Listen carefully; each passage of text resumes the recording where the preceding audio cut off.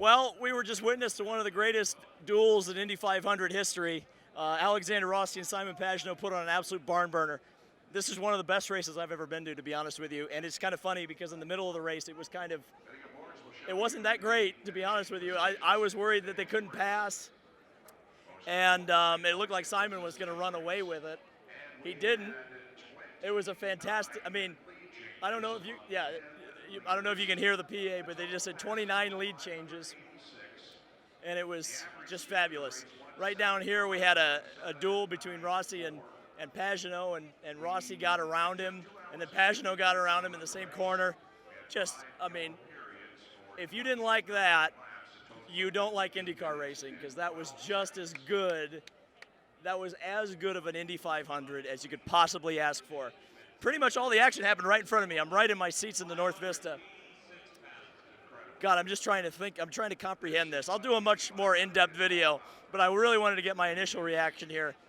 So definitely on the last lap, and this is something I'm going to have to look at and think about, is whether or not Simon was, by the letter of the rule, blocking on the last lap. I understand it's the last lap of the Indy 500, and I would guarantee you that Simon Pagenaud would probably rather die than lose this race. He did what it took, and I guess we haven't heard anything about a protest. Rossi didn't talk about it, so I'm guessing that's the end of it. He mentioned that horsepower was the thing. We knew the Chevrolets had a little bit more horsepower. I had mentioned earlier in the month that Rossi had the best handling car. He proved that today. He was just plowing through the field even after he had that pit stop, the bad pit stop, kind of similar to the one he won in 16. Just that whole battle between Rossi and Pagenaud throughout the race was fascinating to watch. Takuma Sato out of nowhere.